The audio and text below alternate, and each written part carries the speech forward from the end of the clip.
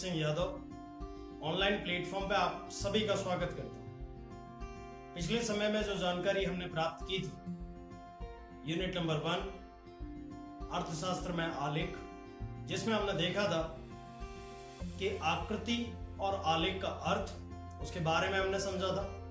आकृति और आलेख में तुलना की थी, क्या दोनों में अंतर है। आज हम देखेंगे कि आकृति के प्रकार। तो अर्थशास्त्र में जो आपकी किताब है उसमें 6 प्रकार दिए गए हैं, जिसमें से बोर्ड की परीक्षा में 3 प्रकारों के बारे में आकृति पूछी जाती है। जो क्रमबद्ध तरीके से अगर हम देखें तो सबसे पहला चित्राकृति, दूसरा विकीर्ण आकृति, तीसरा वृत्त आकृति, चौथा समय आधारित आकृति, पांचवा स्तंभाकृति, छठा वृत्तांश आकृति। इस प्रकार से कुल टोटल 6 आकृतियों के बारे में, उसके प्रकार के बारे में हम चर्चा करेंगे, जिसमें मुख्यतः 3 आपकी बोर्ड की एग्जाम में पूछी जाए, जिसमें समय आधारित रेखाकृति, स्तंभ आकृति और वृत्तांश आकृति। इन 3 को मुख्य ध्यान से आपको देखना है। अब हम बात करते हैं सबसे पहला चित्राकृति। चित्राकृति अर्थात किसी भी सामान्य जानकारी का चित्र द्वारा अगर उसे प्रदर्शित किया जाए तो उसे हम चित्राकृति कहते हैं। जैसे सामान्य रूप से अगर हमें गेहूं का उत्पादन बताना तो हम गेहूं का चित्र दिखाकर उसकी जानकारी दे सकते हैं। फलों के उत्पादन की बात करनी हो तो फल का चित्र दिखाकर हम उत्पादन की बात कर सकते हैं। देश की जनसंख्या के बारे में बात करनी हो तो हम जनसंख्या दर्शाते हुए, उसका चित्र दर्शाते हुए जानकारी दे सकते हैं। अगर हमें शिक्षा की बात करनी है तो शिक्षा में आप पढ़े लिखे लोगों का, डिग्रीधारी लोगों को दिखाकर आप उसकी जानकारी दे सकते हैं। तो सामान्यतः चित्र द्वारा दर्शाई जाने वाली जानकारी को चित्राकृति कहते हैं। दूसरा आता है विकीर्ण आकृति। विकीर्ण आकृति को छुटपुट बिंदुओं वाली आकृति भी कहते हैं। छुटपुट बिंदुओं वाली आकृति यानी इसमें बिंदु के आधार पर इसमें जानकारी दी जाती है। इसमें आंकड़ा शास्त्र के जो नियम है, सहसंबंध और समसंबंध, उसके बारे में जानकारी दी जाती है, जो अपने उपयोग में अभी ज्यादा नहीं। तीसरे नंबर पर जो आ रहा है वो है वृत्त आकृति। वृत्त आकृति गोले बनाकर बनाई जाती है। जैसे कि पिछले समय में आपने आंकड़ा शास्त्र में देखा होगा कि मध्यक और बहुलक निकालने के बाद 2-2 आकृतियों के बीच में उसमें से जानकारी प्राप्त की जाती है। इस प्रकार से ये ऊपर के जो तीनों हमने चर्चा किया, जिसमें चित्राकृति, विकीर्ण आकृति और वृत्त आकृति, ये बोर्ड के एग्जाम में नहीं पूछा जाता है, कभी आज तक इनके सवाल नहीं देखे गए। अब जो आने वाले जो 3 हैं वो आपको बड़े ध्यान से इन्हें देखना है और समझना है। अब हम बात करेंगे समय आधारित रेखाकृति। समय आधारित रेखाकृति यानी समय का कहीं ना कहीं इसमें आधार रखा जाता है। परिभाषा के तौर पर अगर इसे हम देखें तो सामान्य रूप से रेखाकृति 2 चलों के बीच के संबंध को, रेखा और उसके ढाल को दर्शाती है, उसे हम समय आधारित रेखाकृति कहते हैं। जैसे पहले के समय में आपने देखा होगा कि मांग का नियम, पूर्ति का नियम, ये कहीं ना कहीं पिछले समय के आधार पर इनकी तुलना की जाती है। उसी प्रकार यहाँ पर भी अगर हम देखें तो एक्स अक्ष और वाई अक्ष पर इसे आकलन किया जाता है। एक्स अक्ष स्वतंत्र चल है और वाई अक्ष परतंत्र चल है। इसमें पिछले समय की जनसंख्या को देखा जा सकता है, शिक्षा को देखा जा सकता है, गरीबी को देखा जा सकता है। इनकी तुलनाएं इसमें की जा सकती है। यहाँ पर जो सामान्य रूप से जो उदाहरण लिया गया है वो समय के आधार पर जनसंख्या का लिया गया। जैसे कि आप स्क्रीन पे देख रहे होंगे कि जनसंख्या वृद्धि का दर प्रतिशत में दर्शाया गया है। उसमें समय विधि को बताया गया है, जिसमें 1950 और 51 में 21.64 है। अगर अंतिम बिंदु की बात करें तो 2001 और 2011 में ये 17.64 है। अगर आप अंतर देखेंगे तो बिंदुओं के आधार से एक दूसरे को जोड़ दिया गया है। अब जोड़ने के बाद 21.64, फिर उसके बाद 17.64 से उसको जोड़ा गया है। जो आप पूरा ग्राफ देखेंगे तो आपको समझ आएगा कि कौन से समय में कितनी जनसंख्या का प्रमाण रहा है। अब हम देखेंगे स्तंभ आलेख। स्तंभ आलेख के 3 प्रकार। 3 में सबसे पहला सरल स्तंभ आलेख, दूसरा पास पास का स्तंभ आलेख, तीसरा विभाजित स्तंभ आलेख, जिसमें सबसे पहला है सरल स्तंभ आलेख।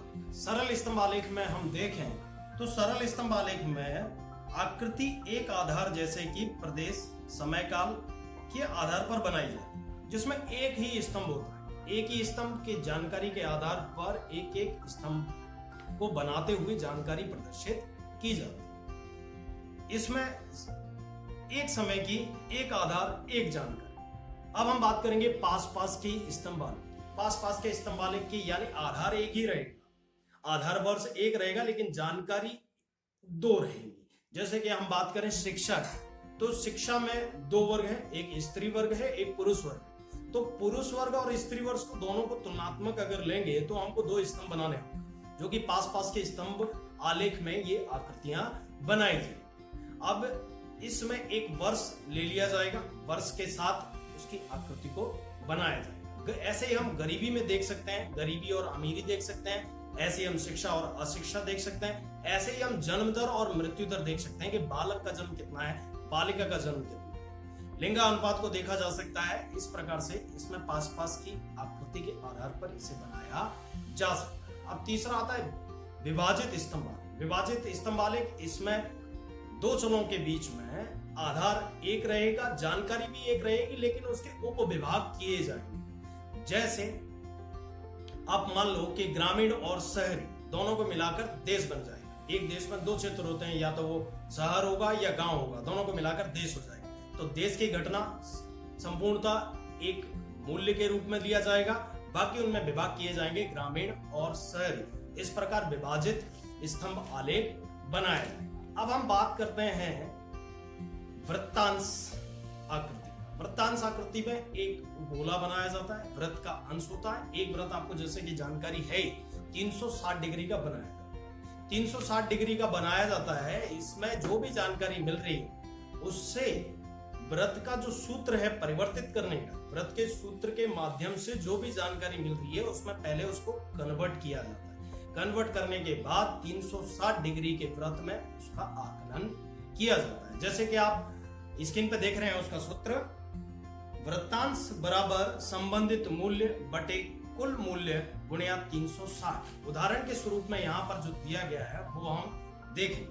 अगर अलग अलग वस्तुओं में एक विद्यार्थी द्वारा उपयोग में लिए गए जेब खर्च का प्रतिशत अगर देखें तो पुस्तक 20, स्टेशनरी 5, फोन कंप्यूटर 30, नाश्ता 30, कपड़ा 15, ऐसे कुल टोटल 100 हो जाएंगे। 100 को आप सूत्र में अगर पिरोएंगे, जैसे कि सूत्र हमने देखा था, वृत्तांश बराबर संबंधित मूल्य बटे कुल मूल्य गुणिया 360।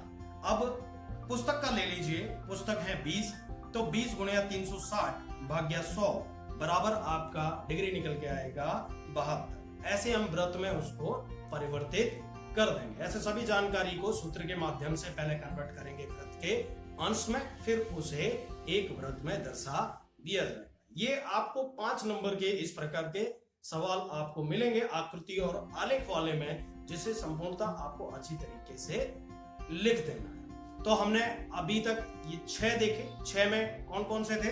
जैसे कि हम बात करें कि सबसे पहला चित्राकृति, दूसरा विकीर्ण आकृति, तीसरा वृत्त, चौथा समय आधारित रेखाकृति, पांचवा स्तंभ आकृति, छठा वृत्तांश आकृति, जिसमें से स्तंभ आकृति के 3 प्रकार हैं। 3 प्रकारों में सबसे सरल स्तंभ आकृति, दूसरा पास पास की स्तंभ आकृति, तीसरा विभाजित स्तंभ आकृति। तो आपको इनको समझना है और घर पे इसकी प्रैक्टिस करनी है। अब हम जिसकी जानकारी प्राप्त करेंगे वो यूनिट आकृति और आलेख में सबसे मुख्य भूमिका निभाता है। हमने जो अभी आकृति के प्रकार देखे, जिसमें 6 प्रकार देखे, जिसमें से 3 बोर्ड के एग्जाम में मोस्ट पूछे जा सकते हैं, जिसमें से सबसे मुख्य, उसमें भी मुख्य में मुख्य पूछा जा सकता है, वो है स्तंभ आलेख। स्तंभ आलेख बनाते समय किन बातों का ध्यान रखना चाहिए, ये आपको आना ही चाहिए। बोर्ड के एग्जाम में 5 नंबर का क्वेश्चन पूछा जाएगा, जिसमें 2.5 नंबर आकृति बनाने के होते हैं और 2.5 नंबर उसके विश्लेषण के होते हैं। तो आकृति जब बनाई जाती है तो उसमें किन बातों का ध्यान रखा जाता है? तो यहां पर सबसे पहले उद्गम बिंदु 0 के स्वरूप में लेंगे, फिर एक ऊर्ध्व रेखा खींचेंगे और एक क्षैतिज रेखा खींचेंगे। ऊर्ध्व रेखा को y एक्स मानेंगे, क्षैतिज रेखा को x मानेंगे। अब हम देखेंगे कि सबसे पहले टाइटल देना होता है। जो भी आकृति है, अगर सरल स्तंभ आकृति है तो ऊपर लिख देंगे आकृति, जैसे कि अभी फिलहाल आकृति लिखा हुआ है। y परतंत्र चल है, x स्वतंत्र चल। x पर जो दर्शाया जाता है वो समय, काल, देश, स्थितियों को दर्शाया जाता है। परतंत्र चल उसी के आधार पर दर्शाया जाता है, वो उसकी जानकारी होता है। स्वतंत्र चल बदलता नहीं है, देश कभी बदलते नहीं है, समय कभी बदलता नहीं है। एक समय में होने वाली घटनाएं अलग अलग हो सकती हैं, लेकिन वर्ष अलग नहीं हो सकता। तो इस प्रकार से हम y शून्य x की रचना करेंगे सबसे पहले। फिर उसके बाद जो भी जानकारी मिली है, क्योंकि आकृति है इसमें अंदाजित स्केल माप चलता है, तो सबसे पहले इसका स्केल माप निकाला जाएगा कि इसका स्केल माप कितना रखना है। मैं अपने बच्चों को जो सिखाता हूँ, जो सबसे बड़ी संख्या आ रही है, जो भी जानकारी मिल रही है उसमें सबसे बड़ी संख्या जो आ रही है उसमें बिंदु लगाएंगे। अगर वो 8.5 है तो वो 5 से कम है और 5 से ज्यादा है और 10 से कम है। तो 10 से अगर कम है और 5 से अगर अधिक है तो उसका स्केल माप लिया जाएगा 10। 1 सेंटीमीटर बराबर 10, जो भी जानकारी, इस प्रकार से आप उसका स्केल माप निकाल सकते हैं। अब जो जानकारी अगर सरल स्तंभ आलेख है, एक स्तंभ आलेख है, तो आपको ऊपर कोई भी दर्शाना नहीं है। वहां पर केवल दर्शाना है x अक्ष पर क्या दर्शाया गया है, y अक्ष पर क्या दर्शाया गया है। जैसे x अक्ष पर वर्ष हो सकता है, देश हो सकता है, y अक्ष पर होने वाली स्थितियां जैसे गरीबी का प्रमाण, शिक्षा का प्रमाण, बेरोजगारी का प्रमाण, इस प्रकार से दर्शाया जा सकता है। अगर पास पास के स्तंभ आलेख है जहां पर 2 स्तंभ है, तो आपको दोनों स्तंभों के बारे में जानकारी देनी होगी कि जो आप दर्शा रहे हैं, प्रथम स्तंभ किस तरीके से किस डिजाइन से दर्शा रहे हैं, द्वितीय स्तंभ किस तरीके से किस डिजाइन का दर्शा रहे हैं। इस प्रकार से उसकी डिजाइन को आपको अनुलेख करना पड़ेगा कि आप कौन सी स्तंभ को किसके लिए इस्तेमाल कर रहे हैं और उसका शेड का कलर या बनावट का तरीका क्या है। उसके बाद उसके नीचे की तरफ में उसका सोर्स लिखना, स्रोत लिखना बहुत जरूरी है। ये जानकारी कहां से मिली है, ये जानकारी किसके द्वारा प्राप्त हुई, इस प्रकार से आपको उसका काम करना। और सामान्य रूप से जो आपकी किताब में दिया गया है, अब उसे हम देखेंगे। आपकी स्क्रीन पर आकृति आ रही है जिसमें आप देख रहे हैं कि y o x की हमने रचना कर दी। ऊर्ध्व, क्षैतिज और उद्गम बिंदु, ये तीनों को आप समझ रहे हैं। अब इसमें जो ध्यान देंगे हम, जो सबसे ज्यादा ध्यान देने वाली जो बात है वो है जो स्तंभ बनाए जाते हैं, जिसमें मैंने सरल आपको जानकारी मिल सके उसके लिए सरल कर दिया, जिसमें मुद्दे केवल लिखे। जिसमें पहला है सामान्य स्तंभ की चौड़ाई, दूसरा चल के मूल्य पर ऊंचाई, तीसरा 2 स्तंभ के बीच समान अंतर, चौथा x अक्ष जिसे आधार कहते हैं पर स्तंभ बनते हैं, पांचवा उद्गम बिंदु के पास प्रथम स्तंभ बनता है। इस प्रकार से ये केवल 5 मुद्दे आपको याद रखने ऊपर की जानकारी के साथ, जिसमें सबसे पहला जो आपने देख रहे हैं समान स्तंभ की चौड़ाई। प्रत्येक जो स्तंभ बन रहा है उसकी चौड़ाई एक समान होनी चाहिए, क्योंकि स्तंभ की चौड़ाई कोई मूल्य नहीं दर्शाता। उसकी जो चौड़ाई है वो मूल्य नहीं है, चौड़ाई तो केवल उसकी लंबाई को, जो उसकी लंबाई है या जिसे हम ऊंचाई कहते हैं, वो उसका मूल्य दर्शाता है। जैसे कि दूसरे में दिया ही है, चल के मूल्य पर ऊंचाई दर्शाई जाती है। तीसरा 2 स्तंभों के बीच समान अंतर होना चाहिए। हम उद्गम बिंदु से शुरू करें तो उद्गम बिंदु के बाद जो प्रथम आपका स्तंभ बनेगा उसमें जो अंतर है वही अंतर सभी स्तंभों के बीच आपको मेंटेन करना पड़ेगा। अगर ऐसे पास पास की स्तंभ आकृति आ जाती है तो 2 स्तंभ एक साथ बनेंगे। सिंगल स्तंभ है तो आपको जो उद्गम बिंदु से जो अंतर लिया है वही अंतर आपको मेंटेन करना पड़ेगा सभी स्तंभों के बीच। अब चौथा आ रहा है x अक्ष आधार पर स्तंभ बनाए। अब आप सोच रहे होंगे स्तंभ बनेंगे किस पर, y पे बनेंगे या x पर बनेंगे।